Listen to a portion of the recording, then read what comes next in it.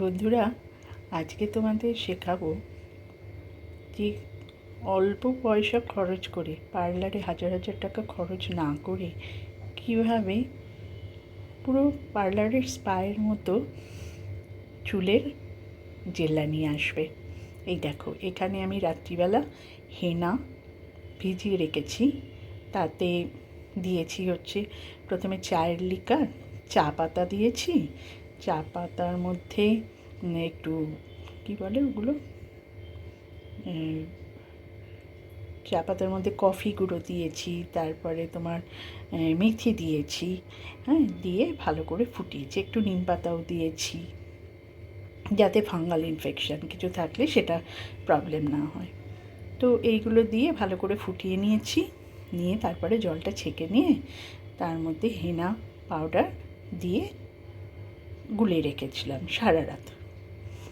এইবার সকালবেলা ওর মধ্যে দেখো, এই যে একটা ডিম ভেঙে দিয়েছি, আর দই 3-4 চামচের মতো দিয়েছি।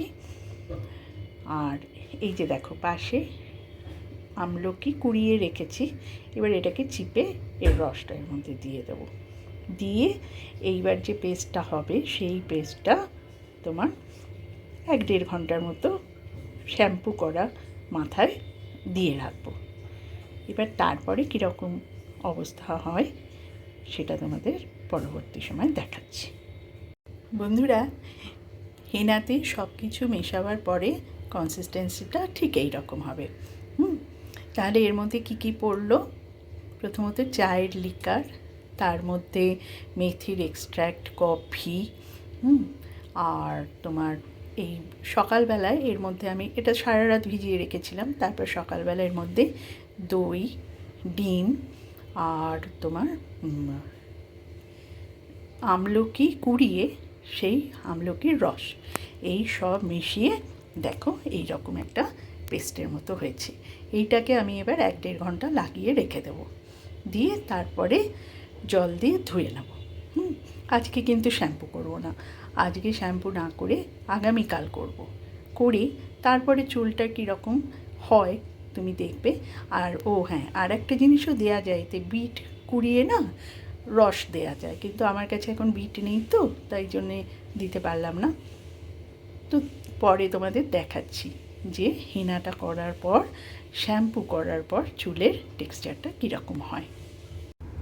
এই দেখো, শ্যাম্পু করে চলে এসেছি। চুলের কালার হয়েছে, দেখেছো কীরকম? দেখেছো?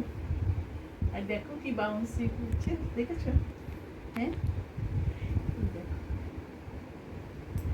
আর কি নরম, একদম নরম হয়ে গেছে চুলগুলো, নরম পুষ্টি হয়েছে, তার সঙ্গে দেখো সুন্দর কালারও এসছে, দেখেছো?